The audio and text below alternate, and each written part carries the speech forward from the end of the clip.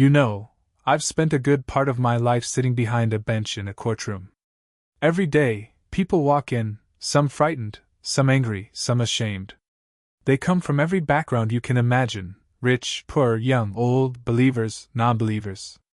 But what I've learned, after all these years, is that God's work doesn't only happen in churches, synagogues, or mosques.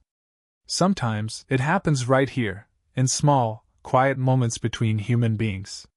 The woman with the tear-stained envelope. A few years ago, a woman came into my courtroom for a parking violation. She was late on her fine, and the total had doubled. When she approached the bench, I could see her hands trembling as she held an envelope. "Judge," she said, her voice barely steady, "I'm sorry. I was taking my son to the hospital that day. He's very sick." I looked at her, and I could tell this wasn't a story to avoid a fine. This was a mother doing what mothers do, choosing her child over everything else. She opened the envelope and pulled out a few crumpled bills and coins. "This is all I have," she said. "Please take it." I remember pausing, not as a judge but as a father. And I told her, "Ma'am, keep your money. Take care of your boy. You need this more than the city does." She broke down crying. Then she looked up at me and whispered, "God sent me here today. And I'll tell you something, I've been called a lot of things in my life, but when she said that, I felt something deeper than pride. I felt grace.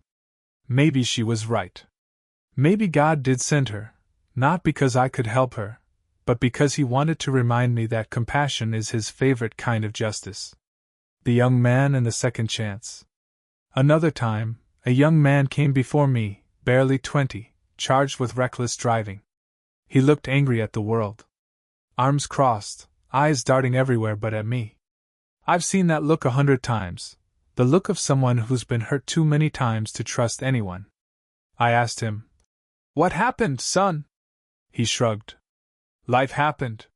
So I leaned forward and said, "Well, it's happening to all of us. Tell me about yours." And little by little, he told me. His father was gone, his mother struggling.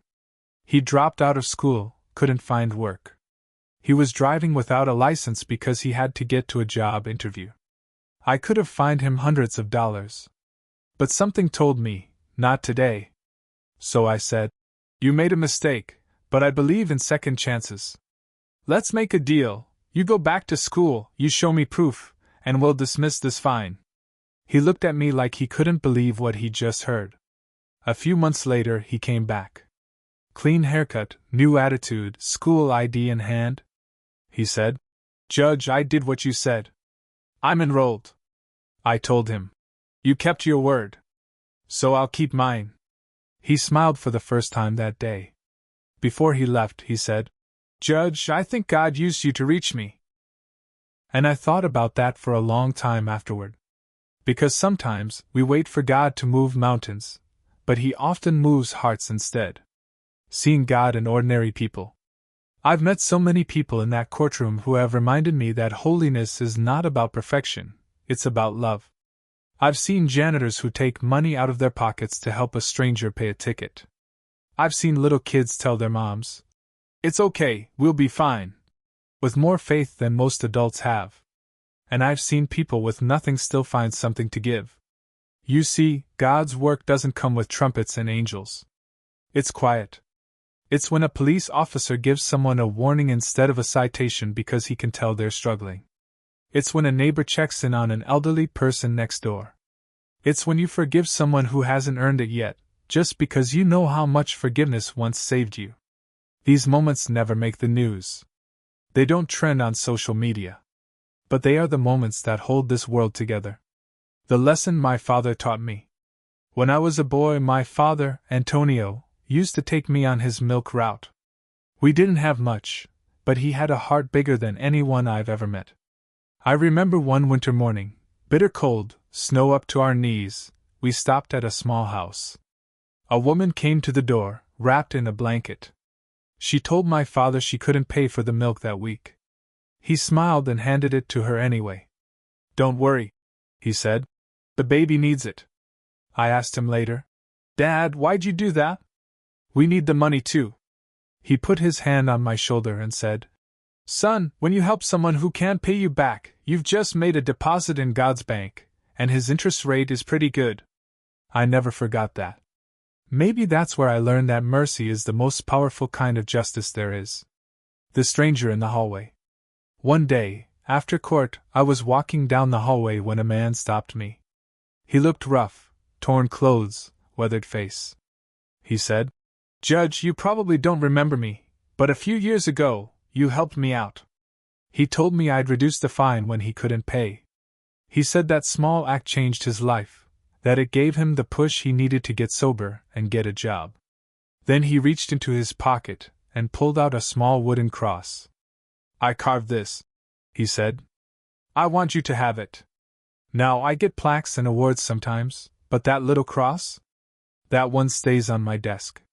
Because it reminds me that what seems small to you might be everything to someone else. Faith is a verb. I often hear people say, I have faith.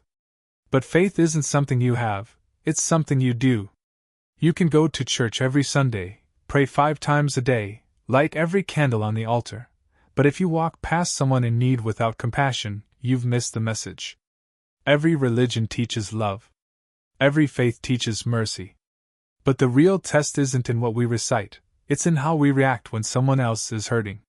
You see, God doesn't ask for perfection, He asks for participation. He doesn't expect you to fix the world, He just asks you to brighten the corner you stand in. Maybe your corner is your family. Maybe it's your classroom. Maybe it's the person in front of you in line who needs a smile. Don't underestimate that. God works best through people who think they're not big enough to matter. The power of gentle justice. In my courtroom, I try to balance the law with compassion. The law tells me what I can do, but my faith tells me what I should do.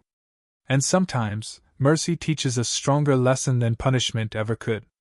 When you show mercy, you don't just change someone's circumstance, you change their belief that the world is cold and uncaring. And maybe, just maybe, that gives them the courage to start again. The day I needed mercy. You know, I'm not standing here pretending I've always been the giver of mercy. I've needed it myself. I've made mistakes. I've said things I shouldn't have. I've let anger or pride cloud my judgment. But I've been blessed with people who forgave me, who reminded me that grace isn't something we earn, it's something we're given. And when you've been touched by that kind of forgiveness, you never forget how it feels. It changes you. It makes you want to pass it forward. That's how God keeps His work going, through one heart at a time. A universe of small moments. Sometimes I imagine God looking down at the world, billions of people all at once, and I wonder how He keeps track of us all. And then I realize, maybe He doesn't have to.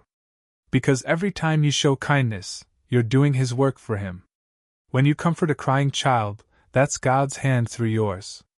When you forgive someone who hurt you, that's God's heart beating in your chest. When you give without expecting anything back, that's God smiling through your soul. He's not waiting for big miracles, He's counting the small ones. Closing reflection. So if you take one thing from this talk, let it be this. Don't wait for lightning to strike to believe God is working. He's working in hospital hallways, in food banks, in classrooms, in quiet homes, in courtrooms. He's working through ordinary people, people like you and me, who just decide to care. We live in a world that moves fast and judges faster. But I believe that when we slow down and listen, when we see people not for what they've done wrong, but for what they're still capable of doing right, that's when faith becomes real. So the next time you feel small, or powerless, or unseen, remember, the smallest act of love is still part of something divine. You don't have to be a preacher to deliver a sermon. You don't have to be a saint to do holy work. You just have to be willing to listen, to care, to forgive, to love. Because in the end, God's work doesn't happen somewhere far away. It happens right here, in small moments, every single day.